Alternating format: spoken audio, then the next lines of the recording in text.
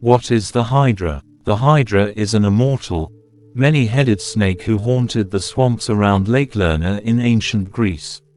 Although the monster claimed hundreds of victims, it is most famous for its battle with the hero Heracles. Characteristics. Physical description. The Hydra was literally multiple times more ferocious than its closest relative, the snake.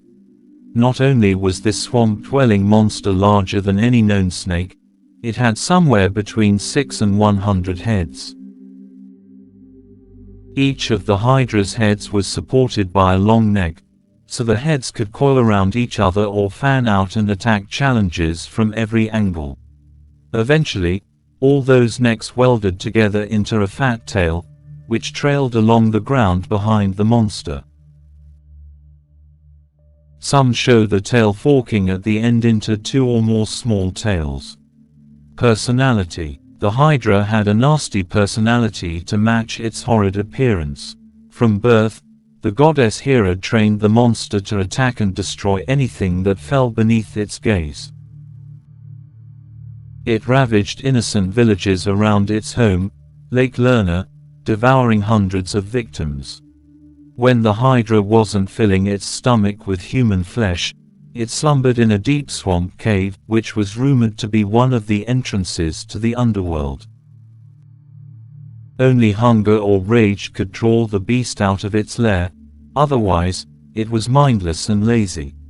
Special abilities. It's no mistake that Hera chose the Hydra as one of Heracles' 11 tasks. This monster had powers that could easily send a hero to the underworld. First, the Hydra's blood was full of super toxic poison. Some men died simply from approaching the beast's lair and smelling its poisonous blood and breath. Even after the Hydra was slaughtered, its blood was used as a weapon that brought down many strong fighters. Second, the Hydra was immortal and had regenerative abilities. The monster had one immortal head, which was protected by the other deadly heads that grew around it. If any of the mortal heads were cut off, 2 or more heads would sprout from the monster's body to replace the loss. The beast could only be killed by cutting off the immortal head, a near impossible task. Related characters. The Hydra was the offspring of Greece's 2 earliest monsters, Typhon, an immortal giant, and Echidna, half woman and half snake. Together, they gave the Hydra its immortality, monstrous shape, and evil disposition. Hera, wife of Zeus, adopted the Hydra when it was a baby. She raised the creature with the intent of using it to destroy Heracles, finding a home for it, protecting it from harm, and nurturing its destructive impulses. When Heracles finally encountered the Hydra, all Hera's training was put to the test. The monster very nearly killed the hero. He only managed to kill it with the help of his quick-witted nephew, Iolaus. Stories. Heracles versus the Hydra. Heracles was the son of Zeus, but he wasn't the son of Zeus's wife, Hera. Shortly after Heracles was born, Hera found out about Zeus's infidelity and demanded that he banish his son from Mount Olympus. But even that punishment wasn't enough for Hera. As she watched the golden boy grow into a young Greek hero, she grew angrier and angrier still. When an oracle told Heracles that, to gain immortality, he must complete 12 impossible tasks, Hera saw a golden opportunity to get rid of the boy once and for all. She adopted the Hydra and began training it to be one of Greece's most fearsome monsters, a monster that would be almost impossible to kill.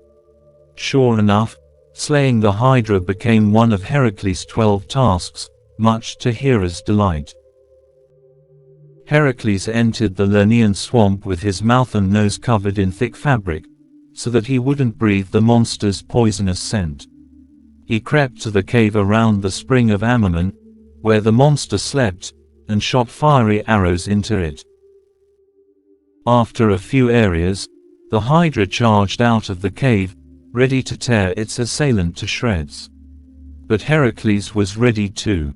He began cutting off the Hydra's heads as fast as he could. Though the monster shrieked in pain, the injuries were far from life-threatening. In fact, they only made the Hydra stronger, as several new heads grew to replace each one that was lost.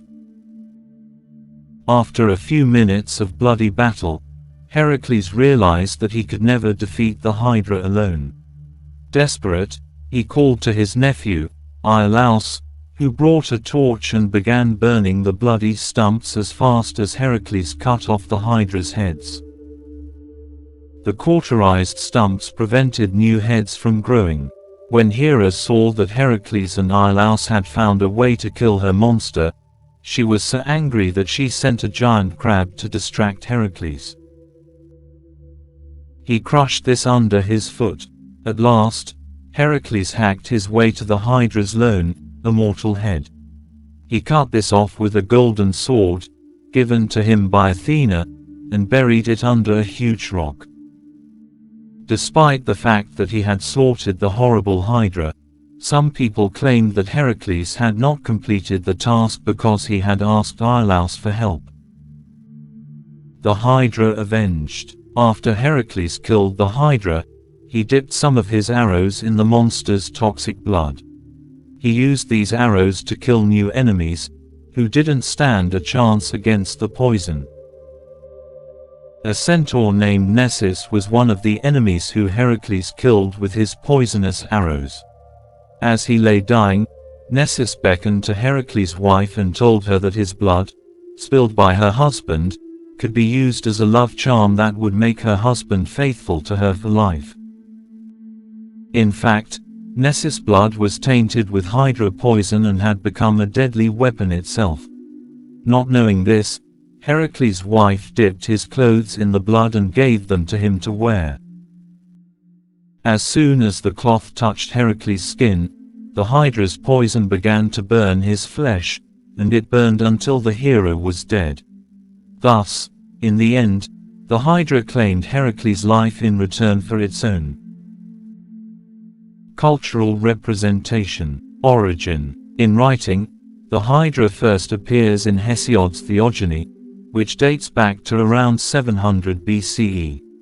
Paintings and pottery suggest that the Hydra's legend might be even older than this, possibly rising from Sumerian, Babylonian, and Assyrian religions. After Hesiod introduced the Hydra, it was embellished by the likes of Ovid, Seneca, Plato, and Virgil.